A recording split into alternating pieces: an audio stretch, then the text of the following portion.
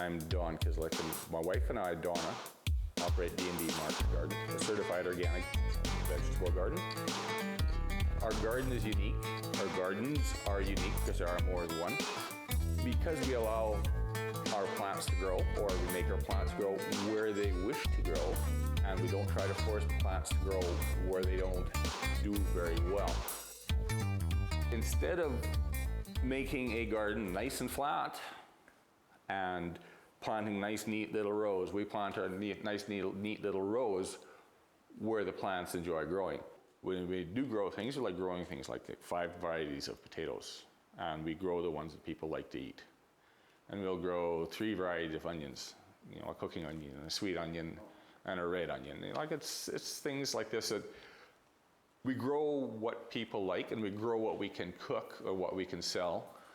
And we also like to grow unique things. We'll grow, there are very few people in Saskatchewan, I think, out here anyways, that will grow a tomatillo, so we grow tomatillos. We decided to be organic growers for actually several reasons. One of the reasons is the health reason. The other is the chemical reason. Anything that you apply to your food stays in your food.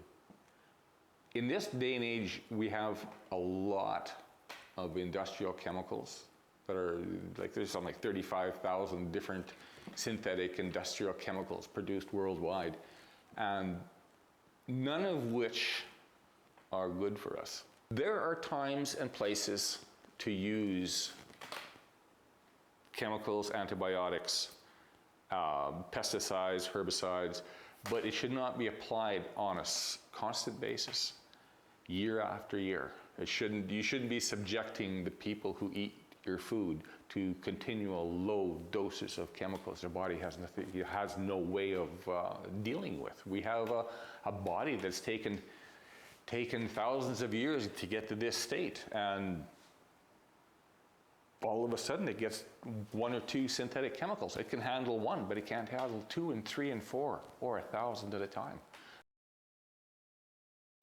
For organics, you are required to take responsibility for your actions and your product.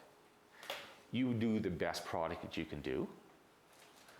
You're responsible from here to the final purchaser. Like if you're worried about, say, the amount of weeds, don't worry about it. You can't do anything about it today. It's raining, so you worry about it tomorrow.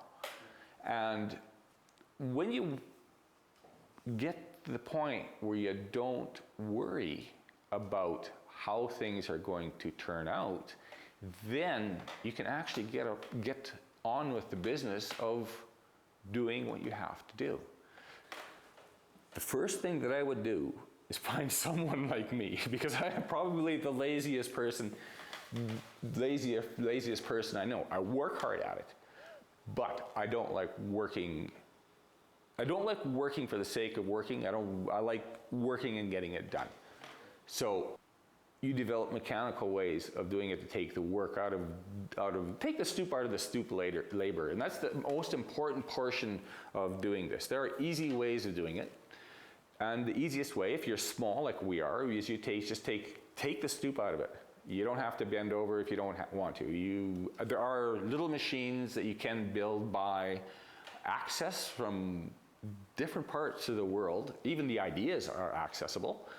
And you can either build or buy them and make your life simple. Like if you grow rows of vegetables 5 feet apart, then you have room for a machine to go alongside and take care of the weeds in between the rows, and then you're just worried about what's in the row. Mm-hmm. And once you have a little machine to lay down on and go over the rows, it means you're not bent over. Mm-hmm. And if you're not bent over, you're not tired, and you don't get leaks. This is the part where it's different, is you get a chance to actually spend your day and relax if you so desire, or you can be really tense and go like a crazy person. But if you relax and you end your day, your work is done, you're not tired, you don't have aching bones and things like this.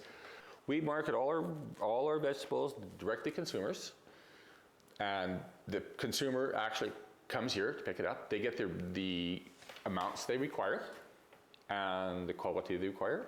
I think we should be supplying or supporting our local people more than we do. The one reason we don't go to farmers market is we were asked to go. And we did say, well, everybody's asking, when are you coming to the farmers market? So we actually loaded produce, went to the farmers market. And it was in the fall, after all the harvests were done, and we had all our stuff. And the people who come to the farm to buy would not buy at the farmers market. They would follow us home and buy it here. It was surprising. The next day they would come here to buy, but not at the farmers market. They look forward to the cucumbers or the tomatoes or something special, or just any of the things that you grow. They look forward to it when it's in season, and they make food more what it should be. It's an experience. It's not just something that you stop in at the store, chop it up, or take it out of a plastic wrap and throw in a mic. I've attended a few farmer chef conferences, and now in the last few years, chefs are getting more and more connected to the farmers. And surprisingly enough, they don't need to have 200 of the best shaped apples to make a pie. They need 200 good tasting apples. So you have an apple pie that is exceptional. Or any of the foods, and that was wonderful. Going to these things was great. A nice meal in any restaurant is wonderful. Experiencing an organic meal in a restaurant where you know the people who are serving you, the chef, the chef is taking time to prepare the best food that he can get for you so that you can have a dining experience. And that is exceptional. The one single most important thing to know about organic food is its food is not a commodity. That's the only chance that you have to eat something that isn't adulterated, is to either grow your own or grow it organically. You have a choice in your food. You can have organic food. You can raise it as well as you can, and you can raise it to be a healthy plant. And if you have a healthy plant, what you're eating is healthy food. And healthy food is good for you. Fresh, healthy food.